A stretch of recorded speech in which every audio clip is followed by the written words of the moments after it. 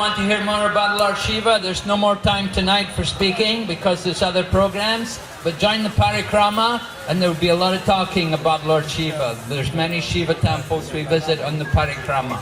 So we invite all of you to participate in that program. Thank you. Hare Krishna.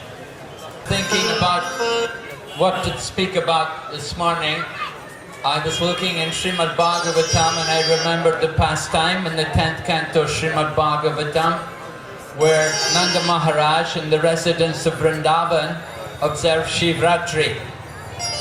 And it's described there that Shivratri is not observed.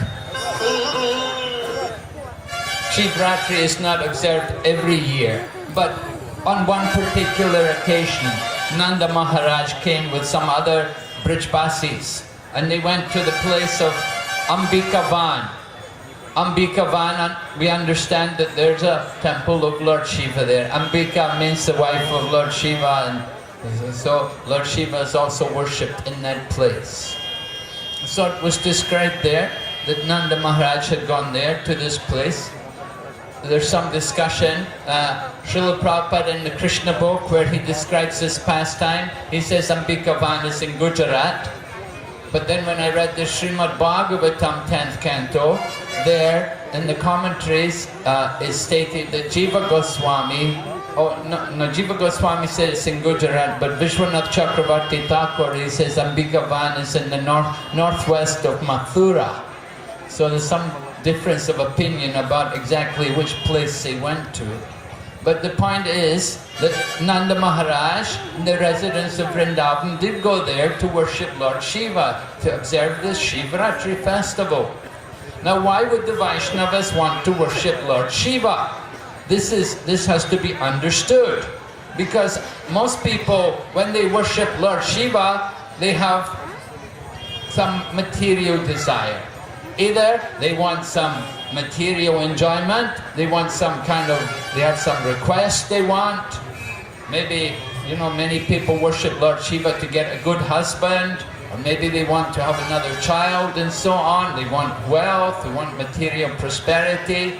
And often people worship Lord Shiva also simply for impersonal liberation.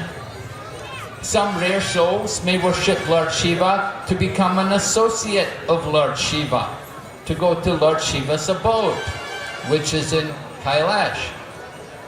But there's a very special thing which you can get from Lord Shiva, which the Vaishnavas come to Lord Shiva for, and that is to request him to give them pure devotion for Lord Krishna.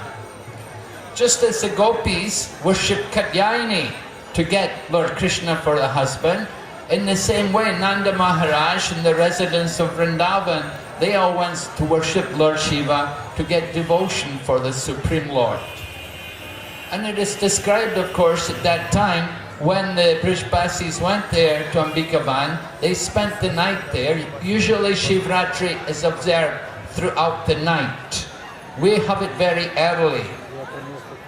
This is very early for Shivratri. Usually it's in the midnight. If you go to Nepal, Kathmandu, there's a famous temple, Pashupatinath there, and the big crowd will be in the middle of the night.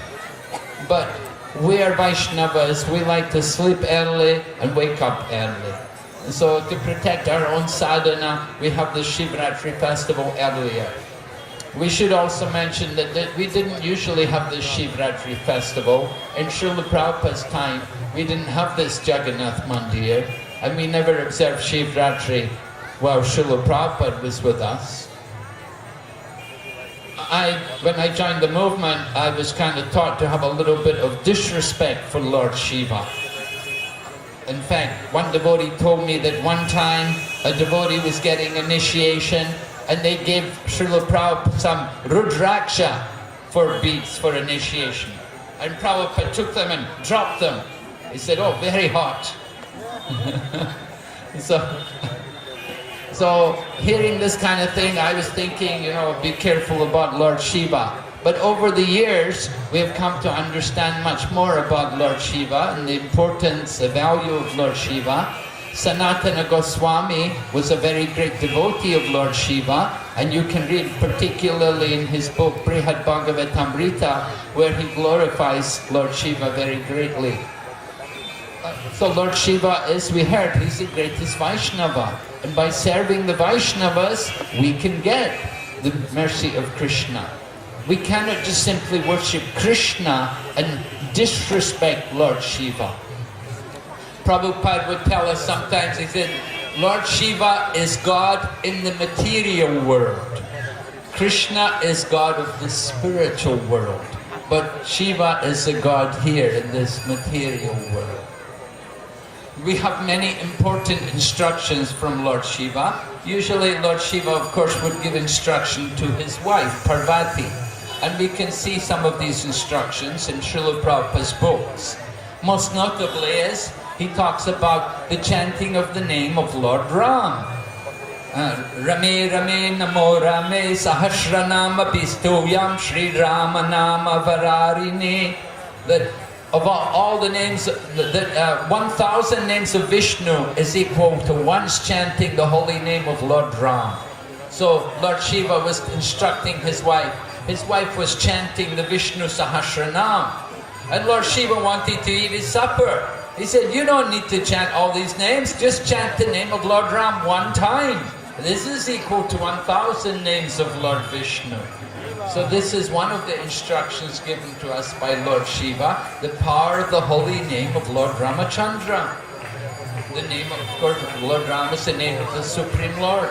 And then another important instruction which also comes from the mouth of Lord Shiva, he said to Mother Durga, Aradhanam Sarvesham Vishnor Aradhanam Param Tasmat Tarataram Devi Tadiyanam Samacharam. Lord Shiva is speaking to his wife and he's telling her that of all kinds of worship, the worship of Vishnu is supreme. Aradhanam, but Vishnu Aradhanam Param. That it is worship of Vishnu which is supreme. That is actually the mode of goodness, worship of Vishnu. But then he said, the most important instruction comes in the second half of the verse. Tasmat tarataram devi tadiyanam sanacharam. That even greater than the worship of Vishnu is to worship those things in relationship to Vishnu. And that is why we're here today. That Lord Shiva is in relationship to Vishnu. As we heard, he's not exactly Vishnu. He's the transformation of Vishnu. And we can pray to Lord Shiva to please grant us pure devotion for Lord Krishna. That's even greater than the worship of Vishnu. Just like we worship Tulsi Devi in the same mood. We worship Mother Ganga in the same mood.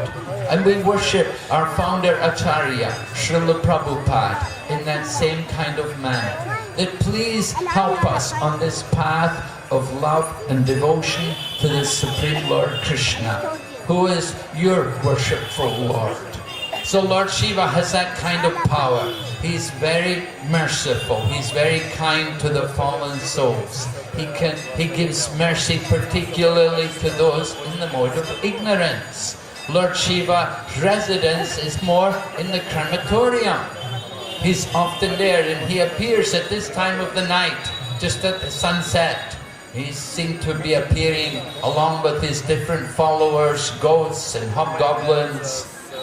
So we want to seek the mercy of that personality, Lord Shiva, that he is so kind, so magnanimous, to give mercy to the people in ignorance. In Srimad Bhagavatam, we learn how Lord Shiva will take sometimes ghosts and he will place them in the womb of people who have sex at inauspicious times.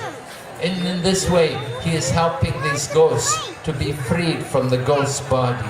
He's giving them a birth in a body.